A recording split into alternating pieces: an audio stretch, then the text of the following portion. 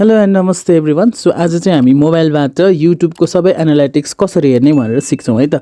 युट्युबमा गएर हामीले सिम्पली हाम्रो एउटा कुकिङ च्यानल छ हैन। सो मानौँ हामीले यसरी हेऱ्यौँ, तपाईँको जुनसुकै च्यानल छ भने पनि तपाईँले यसरी हेर्दाखेरि कति भ्युज आयो चाहिँ तपाईँले देख्न पाउनुहुन्छ है। तर यहाँभित्रको अरू कुराहरू हेर्न पाउनुहुन्न कि, जस्तै वाच टाइमहरू हेर्न पाउनुहुन्न हैन, तपाईको च्यानल कहिले मोनिटाइज हुन्छ भनेर हेर्न पाउनुहुन्न। त्यसको लागि एउटा एप्लिकेसन प्रोभाइड गरेको छ युट्युबले हैन, त्यसको नाम चाहिँ हो YT स्टुडियो हैन। सो सिम्पली YT स्टुडियो यसलाई यदि छैन भने डाउनलोड गर्नुहोस् हैन। सो मेरो चाहिँ अपडेट गर्ने बेला भएको रहेछ, यो इन्स्टल हुन्छ हैन। सो YT स्टुडियोले चाहिँ लाइक PC हैन, लाइक कम्प्युटरमा जसरी नै सबै तपाईको भिडियोको एनालाइटिक्सहरू देखाउँछ, जसले गर्दाखेरि तपाईलाई मैले चाहिँ मेरो भिडियोमा के सुधार ल्याउनु पर्ने रहेछ भन्ने कुरा पनि थाहा पाउन चाहिँ सजिलो गराउँछ है। जस्तै भनौँ न, कुनै कुनै कुराहरू कमी कमजोरी हुन सक्छ क्या, जस्तै वाच टाइम पुगेको छैन भनेदेखि चाहिँ कसरी चाहिँ त्यो भिडियोलाई अझ इन्गेजेबल बनाउने भन्ने कुरा हामीलाई सिकाउँछ हैन। अनि यो भ्युजको ट्राफिक सोर्सहरू हेर्न मिल्छ क्या, जस्तै उदाहरणको लागि कति भ्युज चाहिँ कहाँबाट आइरहेको छ भनेर पनि हामीले हेर्न पाउँछौँ। सो त्यसको लागि हामीले YT स्टुडियो हैन, युट्युब स्टुडियो हो तर यसलाई पहिला चाहिँ YT स्टुडियो गराएको थियो, अहिले युट्युब स्टुडियो नै भनेर पो नाम आएको रहेछ हैन। यसमा यो सर्टकटमा देख्दाखेरि YT स्टुडियो नै दिएको छ है। सो यो प्ले स्टोरबाट हेर्दाखेरि चाहिँ यो युट्युब स्टुडियो भनेर चाहिँ हामी एकचोटि यसलाई ओपन गर्छौँ।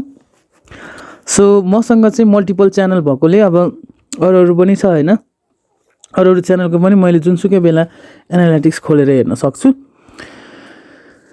सो अब हामी अब यसको इन्टरफेस हेऱ्यौँ है त। सुरुमा ड्यासबोर्ड छ है। ड्यासबोर्ड भनेको अब हाम्रो अहिले तत्कालै रिसेन्टली के काम गरिरहेछ हैन, अथवा भनौँ लास्ट टाइमको कुराहरू देखाउँछ हैन, लास्ट टाइमको गरेको कुराहरू देखाउँछ। अनि त्यसपछि कन्टेन्टमा चाहिँ अब हाम्रो भिडियोहरूको बारेमा देखाउँछ हैन। इफ मोनिटाइज भएको भए यहाँ डलर देखाउँथ्यो, अहिले हाम्रो च्यानल मोनिटाइज नै भइसकेको छैन हैन।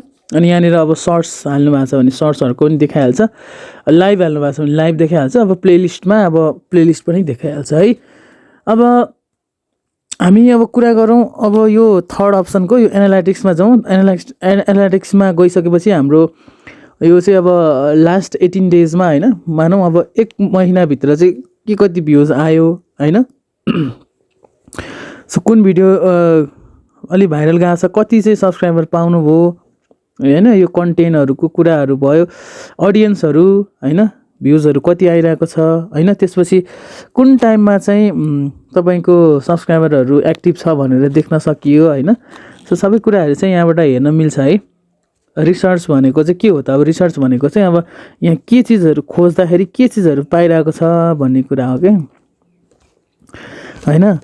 सो के चिज चाहिँ अलिकति पपुलर छ त, मेरो भ्युज आएकोमा कुन चिज सर्च गरेर चाहिँ अब उनीहरूले फाइन्ड आउट गरे त भ्युवर्सले भन्ने कुराहरू हुन्छ हैन। अब जस्तो कमेन्ट छ, कमेन्टमा चाहिँ यदि हुन्छ नि, अब यदि मैले चाहिँ कमेन्ट रिप्लाई दिन पाएको छैन भने चाहिँ यो आउँछ हैन।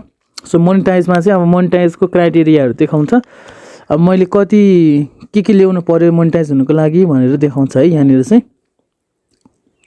अनि यदि स्ट्राइकहरू आएको छ भनिसकेपछि यहाँ स्ट्राइक पनि देखाउँछ, तर मेरोमा अहिले स्ट्राइक आएको छैन। यति वाच टाइम छ, यति सब्सक्राइबर छ, यति चाहिँ अब बाँकी छ भन्ने हुन्छ हैन। सो अब अर्को पनि एउटा युजफुल कुरा देखाउँछु म। फर्स्ट अफ अल त म अब यो ड्यासबोर्डमा जान्छु। Little bit problem on the internet, ल तर चल्यो है। अब फर्स्टमै जाउँ न हैन। हामीले भेज थुक्पाको बारेमा हालेको थियौँ हैन अर्को च्यानलबाट। अनि यो भिडियो एनालाइटिक्समा गयौँ भने चाहिँ यहाँनिर अब तपाईँले यहाँ तल देख्नुहुन्छ क्या, युट्युब सर्चबाट कति आयो, रिकमेन्डेसनबाट कति आयो हैन, नोटिफिकेसनबाट कति आयो, सब्सक्रिप्सन फिडबाट कति आयो, यो सबै देखाउँछ। अनि इम्प्रेसन कति छ त हैन। इम्प्रेसन भनेको के हो त भन्दा कति मार्च चाहिँ पुग्यो त हाम्रो भिडियो भन्यो हैन। अनि क्लिक थ्रु रेट भनेको 5.7 रहेछ हैन, यसरी नै हेर्न सकियो। अब यति भ्युज आएको छ हैन। अनि वाच टाइम पनि 4 गेन गरेछ हैन, 4 वाच टाइम हैन। Average view duration 1.44।